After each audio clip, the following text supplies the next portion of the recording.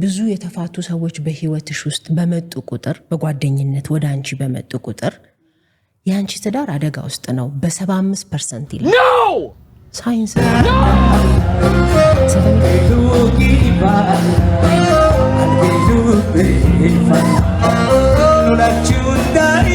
የታደለ ሮባ ሚስት ጉድ ተጋለጠ። ከኢንተርቪዎቿ ጀርባ ያለው እውነታ ምንድን ነው? ዛሬ እንግዲህ በዚህ ርዕሰ ጉዳይ ላይ ከሰሞኑ ያገኘነውን መረጃ ወደ እናንተ ለማጋራት መተናል።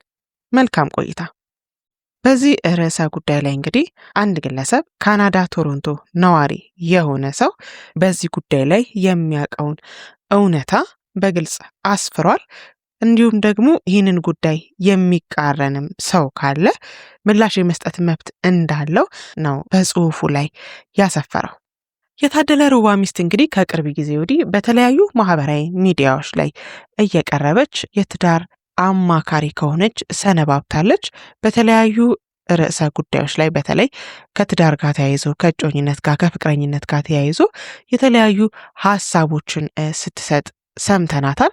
በተለይ ደግሞ ከፍቺ ጋር ተያይዞ በጣም ጠንከር ያለ ሀሳቦችን በመስጠት በብዙዎች በሚባል ደረጃ በብዙ ባለትዳሮች ዘንድ ስትደነቅ፣ በብዙ ወጣት ሴቶች እንዲሁም ደግሞ ያላገቡ ወንዶች ዘንድ ተደናቂነትን ስታተርፍ ቆይታለች። ትንሽ አነጋጋሪ ሆኖ የነበረው ሀሳብ አስተያየቷ ደግሞ ከፈቱ ሴቶች ጋር ወይም ከፈቱ ሰዎች ጋር መሆን ራስን ለፍቺ ያጋልጣልና ፍቺ ወረርሽኝ ነው። ስለዚህ ባለትዳር የሆኑ ሰዎች ከነዚህ ግለሰቦች መራቅ አለባቸው ብላ የተናገረችው ንግግር ትንሽ አነጋጋሪ ሆኖ ነበረ።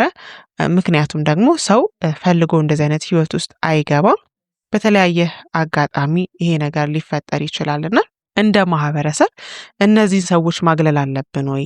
እንዴት እንደዚህ አይነት ሀሳብ ትሰጣለች? ልክ አይደለም። ይሄ ጽንፈኝነት ነው፣ የአንዱን ወገን ብቻ ያጋደለ አስተያየት ነው የሚሉ ሰዎች ተበራክተው ነበረ። ትንሽ በየተለያዩ ሶሻል ሚዲያዎች እቺ ሀሳብ እየተቆረጠች እየተለጠፈች አነጋጋሪ ሆኖ ሰንብቶ ነበረ። ይህንን ተከትሎ ነው እንግዲህ ቀደም ብዬ ልነግራችሁ እንደሞከርኩት ካናዳ ነዋሪ የሆነው ግለሰብ አቶ ምስክር የሚባል ኢትዮጵያዊ በማህበራዊ ድረ ገጹ ላይ ስለዚች ሴት እውነታውን ያጋለጠው እንዲህ ብሎ ይጀምራል። እንግዲህ በቅድሚያ ይህንን ጽሑፍ የምጽፈው ወይዘሮ ቤተልሔም ከቅርብ ጊዜ ወዲህ በተለያዩ ሚዲያዎች ላይ እየቀረበች የምትሰጣቸው ቃለ ምልልሶች ከግል ስብዕናዋ ጋር የሚጋጭና ማስመሰል የተሞላበት በመሆኑ ትውልድ ከዚህ አይነት አስመሳይነት እንዲጠበቅ ለማስተማር ነው። ሰዎች ወደ አደባባይ ሲወጡ የራሳቸውን ገበና ቢቻል ማስተማሪያ ቢያደርጉ፣ ካልሆነ ግን ዝም ቢሉ ተመራጭ ነው ብዬ አስባለሁ። እኔ ቤተልሔምን የማውቃት በ1990ዎቹ አጋማሽ ሲሆን ጓደኛዬ የመጀመሪያ ባለቤቷ ስለነበር በእርሱ አማካኝነት ነው።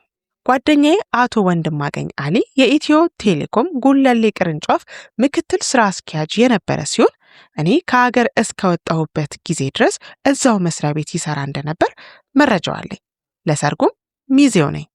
የቤተልሔምና የአቶ ወንድማገኝ የሰርግ ቀን የምርጫ 97 የቅንጅትና የኢህአዴግ የምርጫ ቅስቀሳ ሰልፍ ከሚካሄድበት አንድ ሳምንት በፊት በአዲስ አበባ ሂልተን ሆቴል ነበር። ቤተልሔም በቬሎ ተሞሸረች። ሂልተን በነበረው ሰርግ ላይ አንጋፋው ድምፃዊ ማህሙድ አህመድ ካልዘፈነልኝ በማለቷ ከፍተኛ ክፍያ በመክፈል ማህሙድ እንዲዘፍን ተደርጓል። በጣም የሚገርመው ማህሙድ የሚያስታውሰው ባይሆንም ከታደለ ሮባ ጋርም ስትጋባ አሜሪካን ሆኖ የመልካም ምኞት መግለጫ የሰጠው ቀድሞ ዘፍኖ ያጋባት ሰው ነው። ወይዘሪት ቤተልሔምና ታደለ ሮባ መልካም ጋብቻ ሲል በቲቪ ታየው። ቤተልሔም ሰርግ ስታደርግ የ4 ወር ነፍሰ ጡር ነበረችና ባገባች በ5ኛ ወሯ ወንድ ልጅ በሰላም ተገላገለች።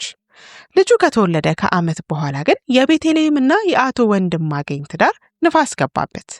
በየዕለቱ ጠብና ጭቅጭቅ መጣ። ቤተሰብ ከሽማግሌ ጋር በመሆን ጥንዶቹን ለማስታረቅ ጥረት ቢያደርግም ቤተልሔም አሻፈረኝ በማለቷ እሷ ልጇን ይዛ እናቷ ቤት ስትቀር አቶ ወንድማገኝ ደግሞ ቤቱን ለቆ ይወጣል። ይህም የሆነበት ምክንያት እንግዲህ ቤተልሔምና አቶ ወንድማገኝ ተጋብተው ሲኖሩ ኑሯቸውን ያደረጉት በወላጅ እናቷ ቤት ስለነበረ ነው። የሚያሳዝነው አቶ ወንድማገኝ ከቤት ከወጣ በኋላ ልጁን እየሄደ እንዲያገኝ ተከልክሎ ስለነበር ፍርድ ቤት ከሶ ነው ልጁን እንዲያይ የተፈቀደለት። ዛሬ የ21 ዓመት ወጣት የሆነው የቤተልሔምና የአቶ ወንድማገኝ ልጅ ከ4 ዓመቱ ጀምሮ ጂም ልሰራ ነው እያለች ከቤት እየወጣች ታድር እንደነበር ማስረጃ በማሰባሰብ አባትየው ከ4 ዓመቱ ጀምሮ በፍርድ ቤት ትዕዛዝ እያሳደገው ይገኛል። አሁን የኮሌጅ ትምህርቱን እያጠናቀቀ ነው።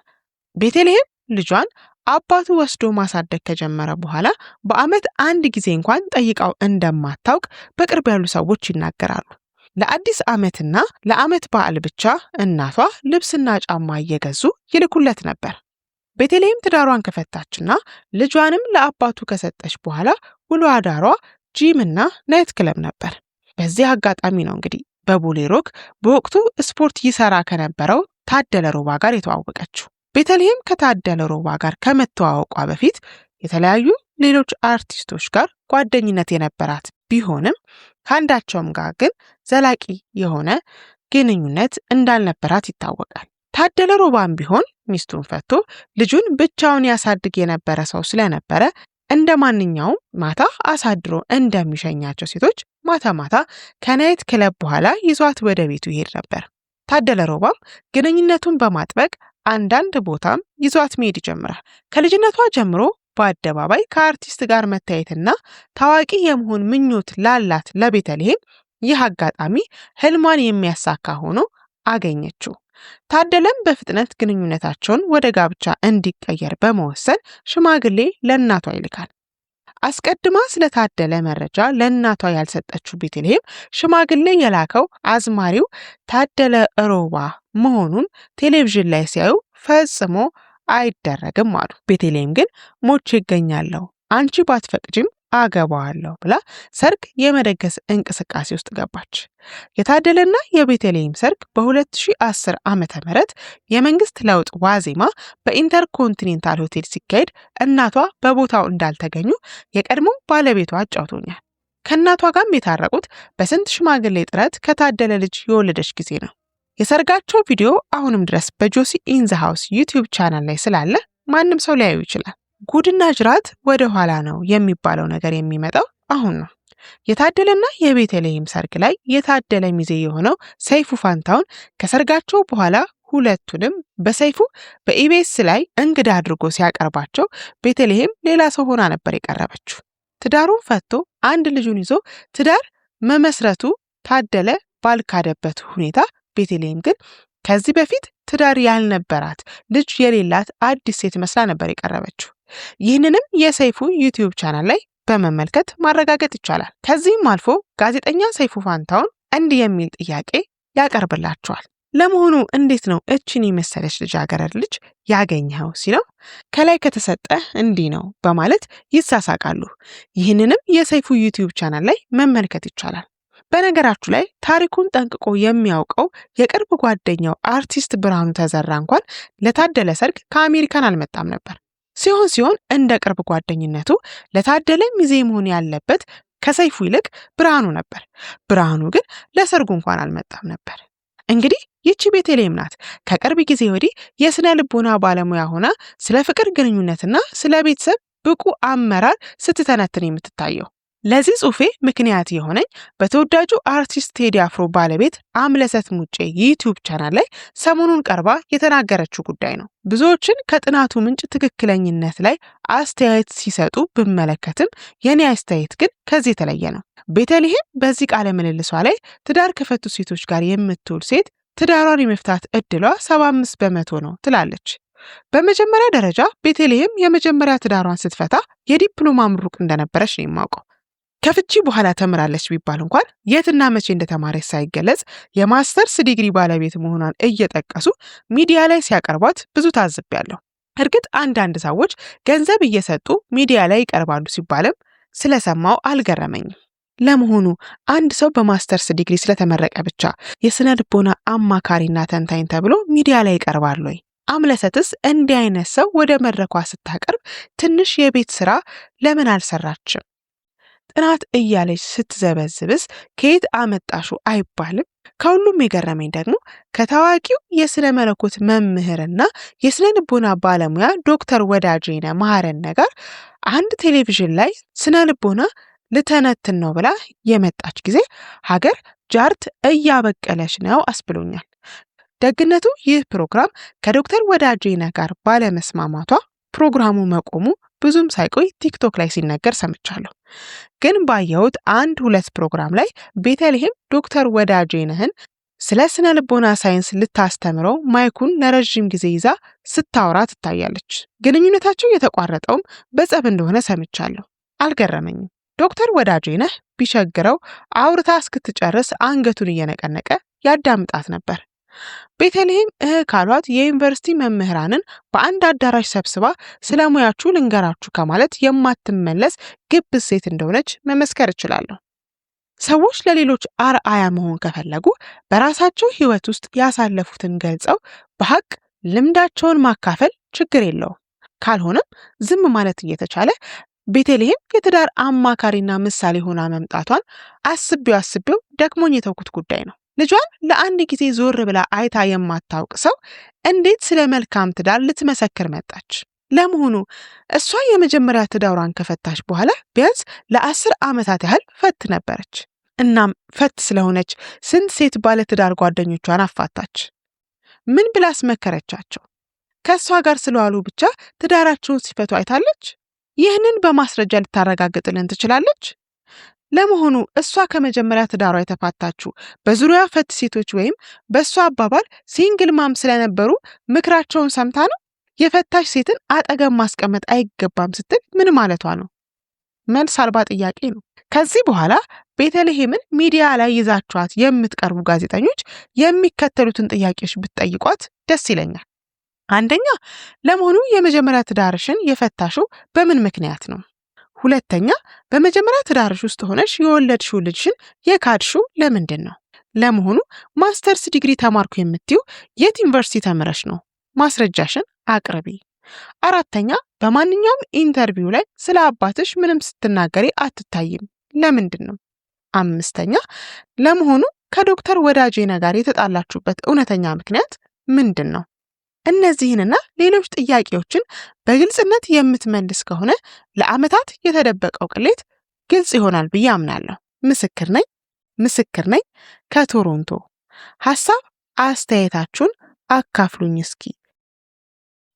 ወይም ስለ ታደለ ሮባ ባለቤት አውቀዋለሁ ያለውን መረጃ እንዲሁም ደግሞ ሰሞኑን ወይም ከቅርብ ጊዜ ወዲህ ሚዲያ ላይ እየወጣች ስለምታማክራቸው ጉዳዮች ወይም ስለምታነሳቸው ሀሳቦች፣ ሰውን ለመምከር ስለምትፈልግባቸው ርዕሰ ጉዳዮች እንዲሁም ደግሞ ከዚህ ቀደም ስለሚያውቀው የእሷ የግል ሕይወት ለመናገር ሞክሯል።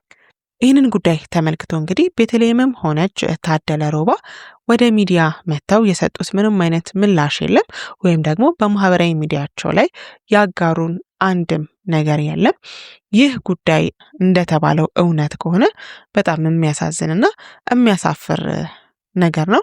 በእርግጥ የትኛውም ማህበራዊ ሚዲያ ላይ የሚወጣ ሰው የራሱን ሕይወት በግልጽ አይናገርም። በተለይ ታዋቂ ነን የሚሉ ግለሰቦች ወይም ታዋቂ የሆኑ ግለሰቦች የሚያነሷቸው ሀሳቦች አንዳንዴ እነሱ ሊኖሯቸው የሚፈልጓቸው የነበሩ ሀሳቦች እስከሚመስለን ድረስ ፍጹም ሰላማዊ፣ ፍጹም በቃ የተረጋጋ ህይወት ያላቸው የሚመስሉ ግለሰቦች ትዳር እንደዛ ነው ወይም እጮኝነት እንደዛ ነው ብለው ያማክሩንና እኛ ወደዛ ስንገባ የምናገኘው ነገር ሌላ ነው የሚሆነውና እንደውም አንዳንዴ በጣም የሚገርመኝ ሚዲያ ላይ የሚቀርቡ ግለሰቦች ወይም በትዳር ጉዳይ በተለይ 20 ዓመት 30 ዓመት 40 ዓመት ምናምን ቆዩ ተብሎ የሚቀርቡ ግለሰቦች ሲጠየቁ አብዛኞቻችሁ ሰምታችሁ የምታውቁ ከሆነ አንድም ቀን ተጣልተን አናቅም፣ አንድም ቀን ቀና ብሎ አይቶኝ አያቅም፣ አንድም ቀን ቀና ብላ አይታኝ አታቅም የሚሉ ምስክርነት የሚሰጡ ሰዎች ይኖራሉና ብዙ ጊዜ እኔ ስለምገረምበት ነው። ይህንን ሀሳብ እንደምትጋሩኝ እርግጠኛ ነኝ። በትዳር ውስጥ አንድ ላይ እየተኖረ 30 ዓመት 40 ዓመት 50 ዓመት ተኖሮ ቀና ብሎ አለመታየት ይሄ ጤነኝነትም አይመስለኝም። አለመጣላት ልክም አይደለም። ሰው በሀሳብ አይስማማም። መጣላት ማለት የግድ መደባደብ፣ መፈነካከት ምናምን አይደለም። በሀሳብ አለመስማማት ራሱ መጣላት ነው። ይሄ ደግሞ የሰውኛ ባህሪ ነው እንጂ ኃጢአትም አይደለም። እንኳን ሁለት የተለያዩ ሰዎች፣ ሁለት ከተለያየ ማህበረሰብ፣ ከተለያየ አስተዳደግ፣ አንዳንዴ ደግሞ በክልልም በሀገርም ሊለያዩ ይችላሉ እነዚህ ግለሰቦች ወደ ትዳር የሚመጡት። ከተለያየ ማህበረሰብ፣ ከተለያየ አስተዳደግ፣ ከተለያየ ቤተሰብ የመጣ ሰው ይቅርና የራሳችን እግር እንኳን ስንሄድ ይጋጫል። ይሄ እውነታው ይሄ ነው። የማይመስል ነገር ሚዲያው ላይ የሚያወሩና ለወጣቱ ትውልድ የሚያስተምሩ ግለሰቦች አሉ። በዚሁ አጋጣሚ እንደ ኢትዮ ፕላስ እባካችሁ ተቆጠቡ ለማለት እንወዳለን። እንደ እውነቱ መሀሉ አይነገርም። የትዳር ህይወት መሀሉ አይነገርም። ብዙ ትልልቅ ሰዎችን ስታማክሩ የሚሏችሁ መልስ ነው። መጀመሪያው በጣም ደስ ይላል፣ መሀሉ አይነገርም። ከዛ ደግሞ መጨረሻው በጣም ደስ ይላል መዝለቅ ሲቻል። ይሄ ነው እውነታው። አንድም ቀን ቀና ተባብለው ሳይተያዩ ምናምን አይኖርም። ለማንኛውም በይህንን ጉዳይ ተመልክቶ ቤተልሔም የምትሰጠው ሀሳብ አስተያየት ካለ ወይም ደግሞ ልጇም ይህንን ጉዳይ ወይም ደግሞ ከቀድሞ ባለቤቷ የወለደችው ልጇም ወይም ታደለ ሮባ በዚህ ጉዳይ ላይ የሚሰጡት ሀሳብ አስተያየት ካለ ወደ እናንተ እንደምናደርስ እየገለጽንላችሁ ለዛሬ ያዝነውን መረጃ ከወዲሁ አገባደድን። መልካም ጊዜ፣ ቸር ያሰማን።